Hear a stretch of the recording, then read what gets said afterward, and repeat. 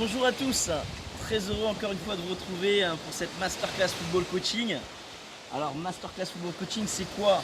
C'est tout simplement des échanges, des pistes de réflexion sur le football et comment animer nos systèmes de jeu, comment faire en fait pour essayer de faire évoluer nos équipes.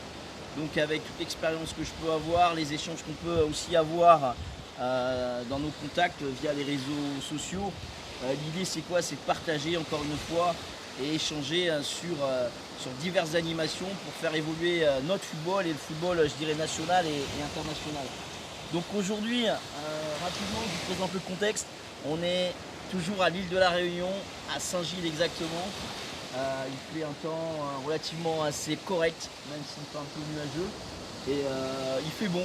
Donc voilà, un contexte très favorable pour pouvoir échanger et parler de diverses choses.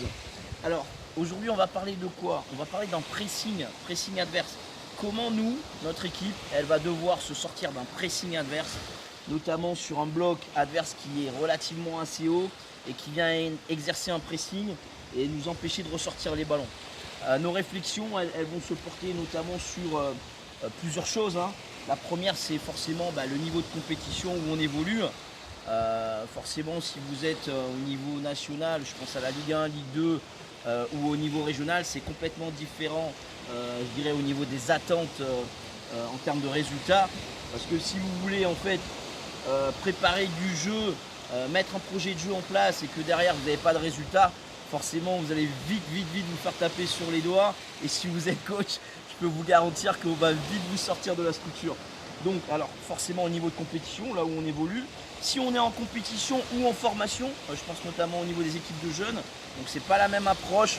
Alors quand je parle des équipes de jeunes, ça peut même partir sur des bases de U10, U11, U12, U13, où ils peuvent d'ores et déjà, on peut parler de technique, de tactique, et ils peuvent aussi avoir une compréhension assez forte, et on peut leur inculquer d'ores et déjà en fait des notions de placement et de déplacement qui sont très importants. Donc si vous êtes en compétition, forcément vous allez devoir réguler entre ce que vous allez proposer et puis le résultat. Mais si vous êtes en formation, moi ce que je conseille, c'est des fois, c'est pas grave si forcément on n'a pas de résultat tout de suite. L'important c'est quand même d'inculquer à nos jeunes certaines notions et principes de placement, de déplacement pour qu'ils puissent eux-mêmes évoluer et qu'on puisse avoir un football, je dirais, dans le temps, qu'on puisse les faire évoluer. Ça c'est la première notion. Deuxième point qui me paraît aussi essentiel, ce sont les profils de vos joueurs par rapport au niveau que vous jouez. Forcément quand on parle de ressortie de balle, il faut être un minimum techniquement bon. Il faut aussi avoir une science que je dirais de placement, de déplacement. On appelle ça l'intelligence de jeu, hein. Et puis forcément qu'ils puissent aussi se coordonner avec l'ensemble de l'équipe pour pouvoir se déplacer et pouvoir ressortir le ballon. Et puis un troisième point, c'est l'attitude. L'attitude que vous, en tant que coach, vous devez avoir pour que vous puissiez en fait, moi je dis toujours en fait, le coach il est un peu le reflet de son équipe et de ses joueurs. Si vous êtes un coach, je dirais, hyper stressé et que vous voulez ressortir un ballon, forcément c'est pas top. Pourquoi? Parce que les joueurs vont le ressentir et ils vont pas eux-mêmes être à l'aise dans ce que vous leur demandez. Donc l'attitude et le comportement sur les ressorties de balles, ce qui est intéressant, c'est d'avoir quand même un format de bienveillance, certes, parce qu'on est quand même dans un équilibre, un déséquilibre au niveau de l'équipe, mais aussi un climat de confiance. Il faut que vous ayez confiance dans ce que vous mettez en place, dans vos stratégies, dans votre approche, pour que vos joueurs puissent ressentir les bienfaits, je dirais, de ce que vous voulez en fait. Et tout simplement, ils vont pouvoir l'exécuter des fois avec des contraintes, des fois sans contraintes. Mais ce qui est important, c'est quand même que vous dégagez une certaine aisance, une certaine confiance dans votre approche pédagogique pour qu'ils soient eux-mêmes sereins, je dirais, dans ce que vous recherchez. Donc alors, nous, comment on est positionné? On est en rouge, on est parti sur un système en 1-4-2-3-1, voilà, avec un gardien de but, 2 défenseurs axiaux, 2 garçons sur les côtés qui couvrent la largeur, 2 milieux de terrain à l'intérieur, 3 milieux un peu plus haut, dont 2 excentrés et 1 en dessous de l'attaquant. Voilà, ça c'est notre équipe. L'équipe adverse, comment on l'a positionnée? Eux, ils sont sur un 4-3-3. Donc 4 défenseurs qui couvrent la largeur, 3 milieux de terrain avec une pointe basse, 2 milieux excentrés et un attaquant. Donc voilà, comment on peut procéder? Alors on a dit en fait comment se sortir de ce pressing adverse. Donc vous voyez, hein, une équipe qui est de suite sur un bloc haut, forcément c'est assez complexe, mais en même temps ce qu'il faut là où on pousse un petit peu notre réflexion, c'est de se dire bah, si l'équipe elle est haute, forcément il y a des espaces dans leur dos. Ça c'est la première notion qu'il faut prendre en compte pour pouvoir ressortir le ballon. Pour nous, c'est peut-être un désavantage que l'équipe elle soit haute et qu'elle vienne nous presser. Par contre, je dis toujours, toute chose à son contraire, l'équipe adverse elle est haute, donc opportunité pour nous de trouver des espaces dans leur dos. Ça c'est le premier point à donner, je dirais en termes d'information à vos joueurs, pour que déjà ils puissent savoir que nous aussi on a une option déjà. La solution de facilité, c'est de quoi? Forcément, s'ils viennent nous presser, c'est de suite aller chercher sur un ballon long dans leur dos. Si on a des attaquants rapides en plus ou des milieux excentrés qui vont vite, c'est déjà une première chose, quelque chose à mettre en place en termes d'animation. Mais ce n'est pas ce qu'on recherche au niveau du jeu. C'est vraiment en fait de faire en sorte de trouver des solutions sur les ressorties de balles. D'où l'importance du gardien de but et de son jeu au pied. Il faut que les jeunes, au niveau, même à partir des U10, U11, qu'on puisse leur inculquer en fait cette notion de pouvoir jouer au pied. Ils font partie du jeu. Alors c'est bien qu'un gardien puisse aller chercher les ballons dans la lucarne, qu'il soit très bon sur son jeu avec les mains, mais il faut aujourd'hui de nos jours, les gardiens de but, ils doivent être capables de pouvoir trouver un décalage, de se trouver dans un circuit de passe et d'aller à l'opposé. Et c'est super important qu'ils puissent aussi travailler son jeu au pied. Donc, nous, ce qu'on va proposer en termes d'anime, déjà, le gardien de but, il fait partie du jeu, donc il est dans la structure au niveau du placement-déplacement. On va positionner par exemple nos deux joueurs axiaux, ils vont se positionner pratiquement au coin des 16-50. Ça, c'est une première notion. On est déjà sur une ligne de 3, quand vous regardez, avec le gardien de but. Ce qu'on peut mettre en place, c'est éventuellement une autre possibilité, un des deux milieux en fait, axiaux, qui puisse venir ici à l'intérieur, pour avoir une ligne de 3, voire de 4 avec le gardien qui peut se positionner en fonction du ballon dans ces espaces-là. Donc ce qui fait que numériquement, en repartant de derrière, on est déjà à 4 joueurs avec le gardien de but. Donc ce qui me paraît essentiel et important, c'est déjà le côté numérique. Quand on regarde l'adversaire, ils sont 1, 2, 3 déjà sur la largeur au niveau du terrain, relativement assez haut. Et déjà, si nous on est à 4 contre 3, on est déjà en supériorité numérique. Ça doit nous permettre, dans un premier temps, avec cette supériorité numérique, de pouvoir faire un circuit bas pour trouver des solutions à 4 contre 3. À 4 contre 3. Maintenant, si l'adversaire décide de venir en nombre avec leurs deux milieux à l'intérieur un peu plus haut, voire le milieu, la pointe basse qui vient aussi dans un circuit haut pour pouvoir nous presser. Rien ne nous empêche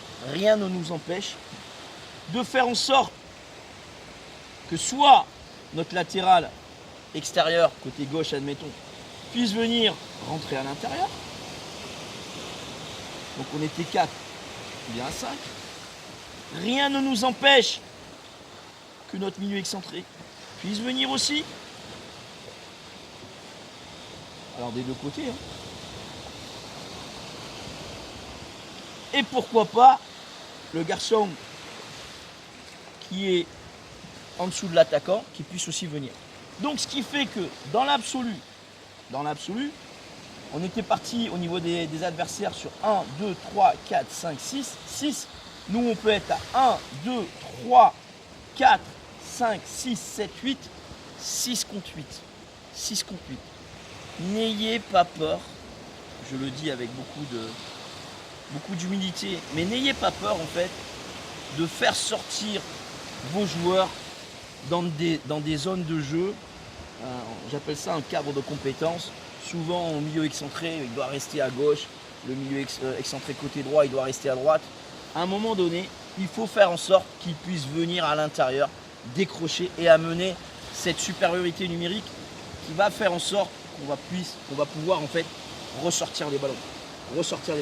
Donc, la première chose à mettre en place, c'est la supériorité numérique. Ça, c'est le premier point.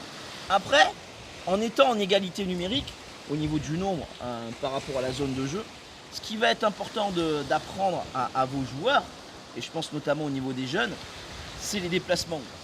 Le premier temps et le deuxième temps, j'appelle ça. C'est-à-dire que quand à un moment donné, on va recevoir un ballon, on va être dans une zone de jeu, admettons, libre. Ça part du gardien, admettons, qui va donner au défenseur axial côtier. Il est libre au départ. Son premier temps, forcément, ça va être sa qualité de prise de balle. Et après, donner le ballon, admettons, au latéral qui sera sur le côté droit. Ça, c'est le premier temps, c'est la passe.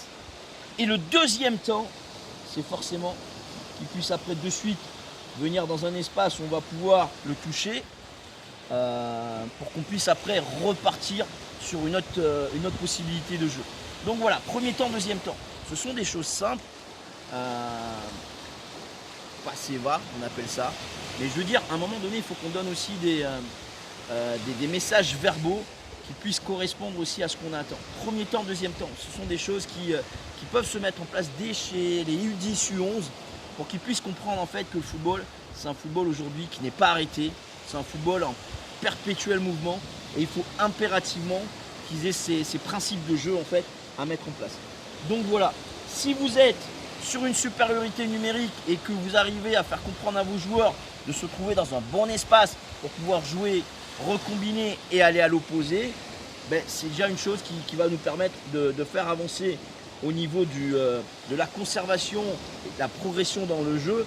Et puis forcément, quand vous avez trouvé un décalage, admettons, quand je repars sur ce circuit-là, gardien pour défenseur axial pour le latéral, un milieu qui est rentré à l'intérieur qui vient ici, bam. À un moment donné, il va y avoir un temps d'avance. Et ce temps d'avance-là qu'on aura gagné en fait sur le joueur qui sera libre pour alimenter, il faudra à un moment donné forcément aller de l'avant. Donc l'objectif, c'est pas de conserver pour conserver. L'objectif, c'est de conserver pour trouver un joueur qui va se retrouver face au jeu. Et ce joueur-là, quand il sera face au jeu, là, il va commencer à alimenter et jouer notamment dans leur dos parce que les espaces qu'on avait définis au départ, ils se retrouvent dans leur dos. Et là, on pourra en fait finir nos actions, en tout cas aller dans des zones un petit peu plus hautes de finition et pouvoir proposer autre chose dans les situations un petit peu plus hautes. Voilà un petit peu ce que je peux proposer et je vous dis, hein, c'est pas de la science infuse, en tout cas c'est des choses expérimentées. Donc 2 points à retenir, c'est vos comportements les coachs et vos attitudes en termes de posture. Il faut vraiment que vous soyez à l'aise et dans un climat de confiance, ça c'est le premier point. Le deuxième, mettre de la supériorité numérique au niveau de l'adversaire pour qu'on puisse avoir au moins un +1 au niveau de la conservation. Après, c'est pas une nécessité, hein, parce que des fois quand vous avez des joueurs qui ont compris le truc et qui sont intelligents dans les déplacements, ils vont en fait aller dans des zones libres et vous allez pouvoir trouver des décalages assez facilement. Mais dans un premier temps, il faut vraiment mettre de la supériorité numérique, même dans vos exercices, même dans vos jeux, pour que les joueurs en fait puissent être à l'aise et avoir confiance dans les positionnements, les déplacements. Et après, forcément, le troisième point, quand on a gagné ce temps d'avance, le joueur il se retrouve face au jeu. À un moment donné, il faudra aller de l'avant parce que le but, c'est pas conserver pour conserver, c'est conserver pour trouver des décalages déséquilibrés, comme on appelle ça, et puis aller dans des postures un petit peu plus offensives pour finir les actions. Voilà un petit peu ce que je pouvais dire un petit peu sur ce pressing adverse, comment se sortir de là. N'hésitez pas aussi à vous donner vos remarques et vos impressions. Et n'hésitez pas surtout à liker si vous trouvez ça bien et à partager. Je vous dis à très bientôt.